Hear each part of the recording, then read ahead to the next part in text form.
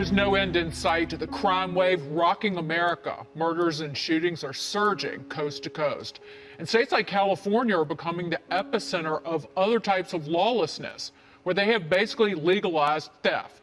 Police say shoplifters in LA didn't even bother to run. They just casually walked out of a store carrying a bunch of clothes. And we've seen this happen before in San Francisco when thieves looted a different high-end department store in broad daylight. Law enforcement is blaming scenes like this on Proposition 47, which lowers jail sentences for shoplifting on theft less than $950 worth of goods. California Governor Gavin Newsom was grilled about that specific law today, but he says it's not to blame. Well, the evidence doesn't back it up. The last 3 decades, we've actually seen a significant decline in crime in the state. You're seeing crime increase in red states that had no criminal justice reform commensurate with the crime rates that we're seeing here in California, particularly as it relates to gun-related crimes. So I think that's an easy scapegoat for folks, people that never supported those initiatives in the first place.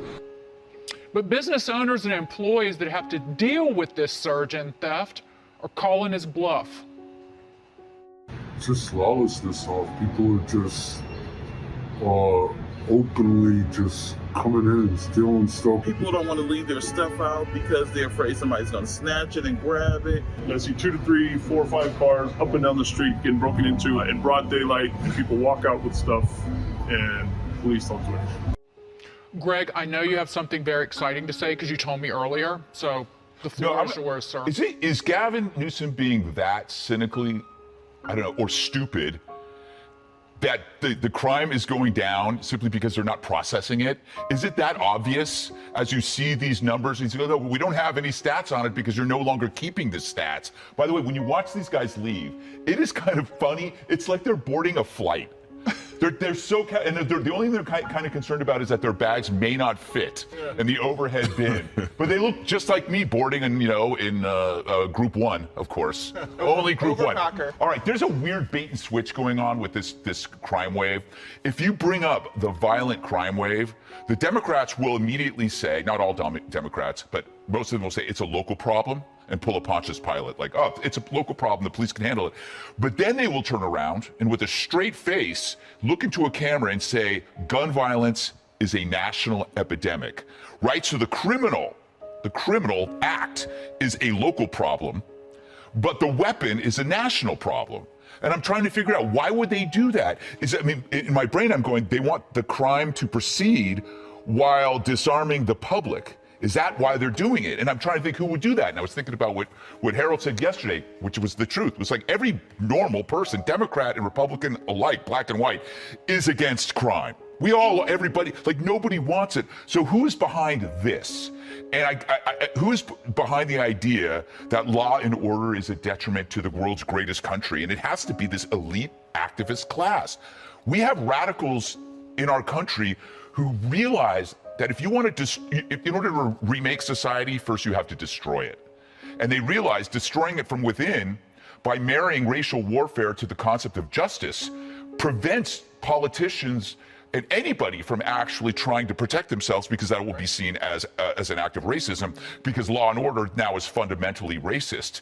This is why when you listen to the business owners and you listen to law enforcement, they keep saying, we've never seen this before. This is so strange and crazy to see such brazen crime. And that's because it's an internal mutiny of moral and civil order.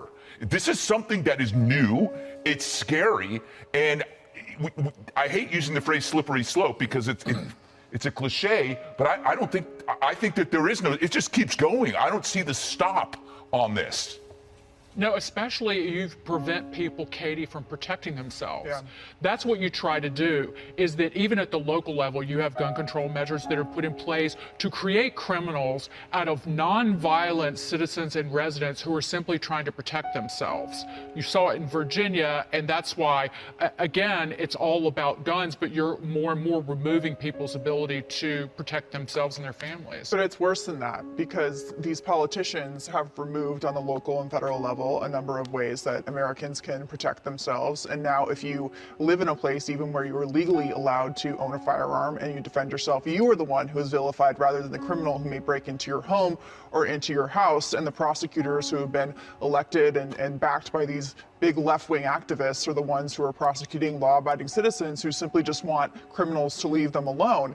And the worst part of it is these mayors and these congresswomen and congressmen who are for the defund the police movement, who are on these city councils, who defunded the police for these communities, and then they use taxpayer dollars for their own personal security, for private security, while they make the rest of these people live in this crime-ridden, awful scenario where they have no one to turn to, and they think, well, even if I call the police, the prosecutors aren't going to keep them in jail, so it will continue to be a problem. But on the issue of the businesses, it's horrible to watch people walking out of TJ Maxx, which is a corporation with hundreds of dollars worth of stuff. But what if you're a guy who has a bodega, or you're a small business, or you're an immigrant who came here with nothing from another country and you started a business, and this is the way that you're being treated, and there is nobody in government, no politicians who are willing to stand up for you and say, enough is enough. We're not going to let your life savings and your life's work be wiped out by a bunch of criminals because we are incompetent and pass these propositions that allow crime to continue.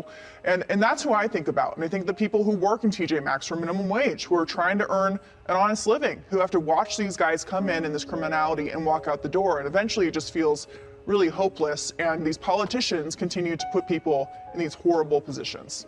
They won't try to stop them. They've actually been told here in New York City, don't stop anybody who's trying to shoplift. I see people shoplifting from my local drugstore all the time, because if you put your hands on someone, they scream rape, they scream racism, and the like.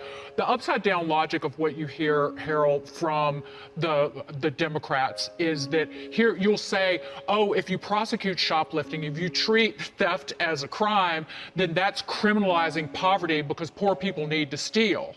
However, what happens is the more you let people steal, these businesses go away. They disappear, the jobs disappear, and you have vast wastelands, deserts in these cities where you can't have, there are no bodegas, right. There won't be any drugstores. You're seeing that in San Francisco. I don't disagree with you. I don't know any Democrat. I have a lot of Democratic friends, and I have several Republican friends, and we're unanimous about we want crime to go down. We want people arrested for committing crimes. The bail reform effort that passed here in New York at the very beginning, I thought there were things about it that made a lot of sense. In practice, it's not working, so I don't fault people for trying things, but when they don't work, you change those things. I think we've conflated a few issues here. The gun issue, I don't disagree with you, Katie, about allowing everyday Americans, and we see that gun purchases have gone up, even amongst, I think some of the data has shown amongst Democrats and people who might be considered liberals, and for that matter, people who want more gun control measures. People want to be protected. I think when Democrats talk about guns, and we've had this conversation about ghost guns and so forth, I do think that's a legitimate conversation. I wonder how these, Jesse quarreled with me saying that these kids can't get fresh apples, but maybe some of the other things they can't get, but I don't understand how guns fly their way into these communities. But there's no excuse for what's happening in California. Gavin Newsom is a friend, but I think he may be mistaken, at least with the video I see and the data I see. You should act about this, and there should be a change. Small businesses or big businesses should not have to worry about people walking into their store and doing what these young men are doing. These guys should be arrested and they should be prosecuted, whether it's a small store or a big store.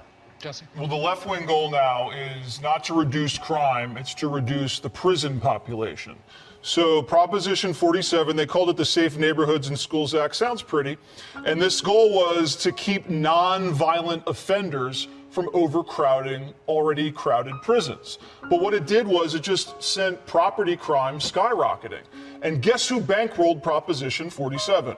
George Soros. They had only $500,000 for the vote no side, and the vote yes on Proposition 47 had $9 million, and a large chunk of that came from George Soros's Open Society Institute, so they didn't stand a chance. And 30 years ago, you didn't have left-wing ideologue multimillionaires bankrolling propositions to soften crime and DAs to have restorative justice. You didn't have that. All the money went to governor's races and Senate and presidential races. Now they're getting in the local races, and it's just blowing out, because of the cash, any opposition. So that's why you have these soft DAs and these weak laws. So It used to be you could steal $450, and that was a felony. Now you can steal up to a G. You could walk out of a store with a $900 TV, and they're not going to do anything about it. It's a misdemeanor. It's like a trespassing ticket. So a lot of these high-end chains, they have insurance.